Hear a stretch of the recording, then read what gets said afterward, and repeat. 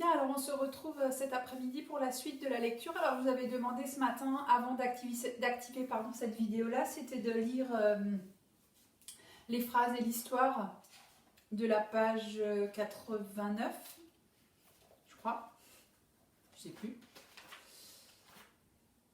91, pardon. Je me suis trompée, de la page 91. Donc normalement, si vous regardez cette vidéo, vous avez lu les phrases et l'histoire. Alors, on va faire deux petites activités cet après-midi. La première, c'est une activité qu'on avait l'habitude de faire déjà à l'école. Alors les parents, j'aurais besoin de vous. Alors j'ai écrit au tableau deux phrases, mais les mots sont tout collés. Alors je les ai écrits en script. Alors ce qui serait bien, avant de faire qu'on fasse l'exercice ensemble, c'est que vous écriviez sur une feuille ou dans le cahier ces deux phrases avec les mots collés en script. Si vous n'arrivez pas à les voir bien au tableau, en fait ce sont les deux phrases ce sont les deux phrases de l'exercice 6 qui est normalement dans l'une des pièces jointes au mail. Sinon, vous pouvez très bien mettre sur pause et puis regarder sur l'écran. La première phrase, c'est « Le petit chat blanc dort sur le banc ». Et la deuxième phrase, c'est « Marc plante un clou dans la planche ». Alors, l'objectif pour votre enfant, ce sera de mettre des traits entre chaque mot pour bien séparer les mots. Alors, je vous laisse faire ça tranquillement, écrire les deux phrases collées sur une feuille et puis essayer de faire avec votre enfant de séparer les mots et on se retrouve après tout ça pour la correction. Voilà, alors normalement vous avez pu écrire sur votre feuille ou votre cahier les deux petites phrases et vous avez pu les séparer. Alors, dans la première phrase, il y a le petit chat blanc dort sur le banc. Il y a 8 mots. D'accord? Donc ça veut dire qu'il faut séparer cette phrase en 8 mots. Donc le premier mot, c'est le. Voilà le premier mot. Le. C'est le premier mot. Le petit. Alors dans petit, il y a une lettre muette à la fin qui est le T. Donc il faut mettre le T avec petit. Le petit. Chat. Dans chat aussi, il y a un T muet à la fin. Le petit chat. Il est blanc. Le petit chat blanc. Ce matin, quand on a fait la dictée de mots, on a dit que dans blanc, il y avait également une lettre muette, le C. Le petit chat blanc dort. Alors, dans dort aussi, il y a une lettre muette, c'est le T. Dort. Le petit chat blanc dort sur, ça c'est facile, sur, on entend toutes les lettres, sur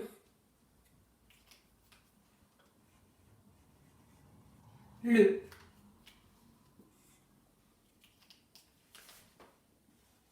et enfin banc, qui est le dernier mot et qui a aussi une lettre muette. Vous avez vu, les parents, les enfants, ils ont l'habitude de ce travail-là. Le petit chat blanc dort sur le banc. Alors regardez en dessous, je l'ai écrit en attaché. Ça, c'est une petite activité que vous pouvez faire aussi ce week-end. Vous pouvez faire recopier les deux phrases en attaché à votre enfant. Ça lui fera un petit entraînement de copie. Ok? Alors, pour la deuxième phrase, on va procéder de la même façon. Vous pouvez prendre un moment pour la copier en attaché. Marc plante un clou dans la planche. Et quand vous avez terminé, on revient pour faire la correction. Alors, le premier mot de cette phrase, c'est Marc. C'est un prénom de garçon ou de monsieur. Marc plante un clou dans la planche. Ça veut dire qu'il faut qu'on trouve également 7 mots. Donc on a dit le premier mot, c'est Marc. Dans Marc, il n'y a aucune lettre muette, on entend toutes les lettres. M, A, R, K.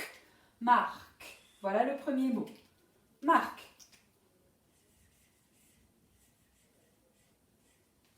Plante. Alors je dis exprès plante, parce qu'à la fin de plante, il y a un E pour faire chanter le T. Plante. Marc. Plante. Un. Ça c'est le mot outil, on le connaît. Un. Clou. Alors dans clou, c'est pareil, il n'y a aucune lettre muette. K, ou, clou.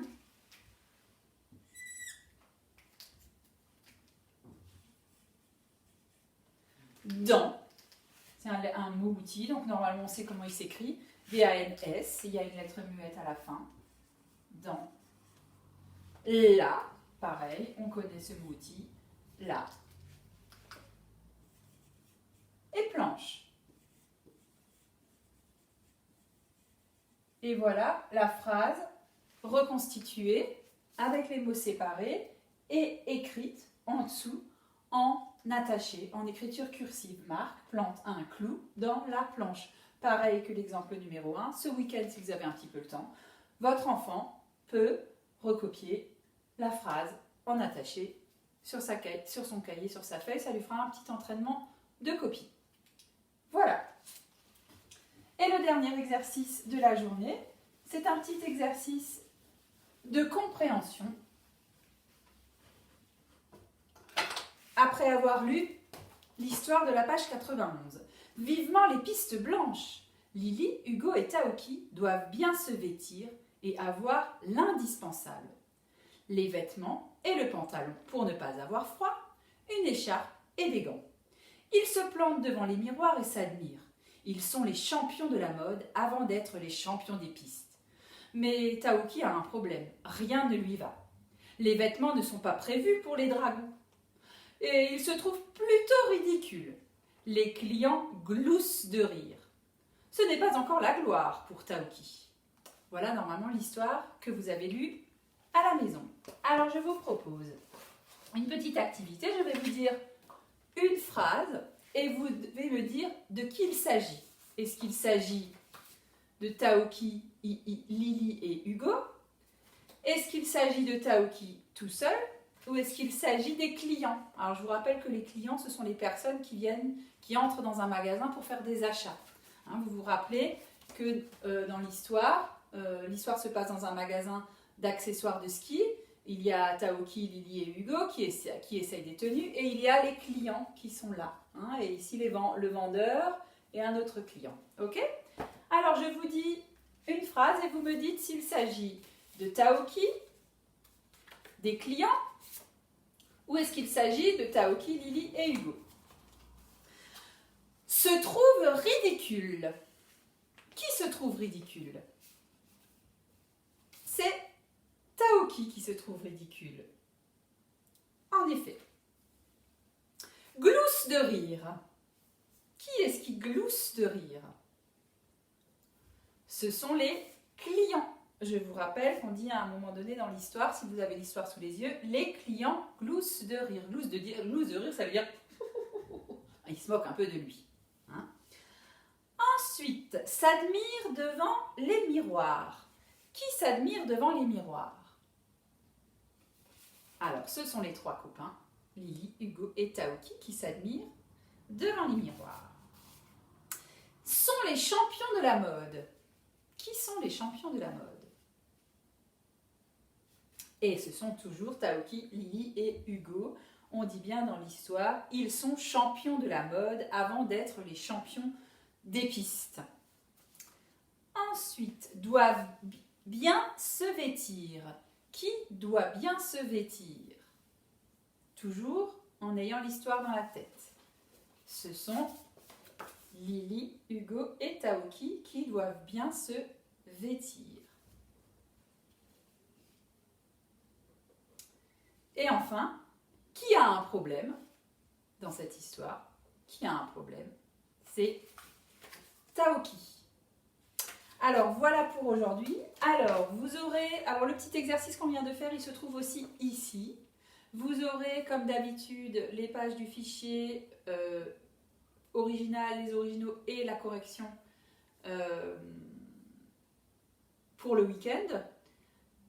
S'il y a des petites choses, alors ça, je ne vous le demanderai pas dans les devoirs, mais s'il y a des petits exercices que vous voulez refaire, c'est tout à fait possible. Voilà. Et ce que j'ai oublié de vous dire aussi ce matin, dans la vidéo des maths, je vous demanderai pour mardi, je ne sais pas si je vous l'ai dit ou pas, de faire les pages 74 et 75 dans le fichier de maths. Ça c'est pareil, soit vous avez le fichier, dans votre cas, dans le cartable de vos enfants, soit vous ne l'avez pas et à ce moment-là, il faudra lui réécrire les petits exercices. Ou alors imprimer si vous avez une imprimante. Voilà, et bien c'est tout pour aujourd'hui. Je vous dis à mardi. Bon week-end!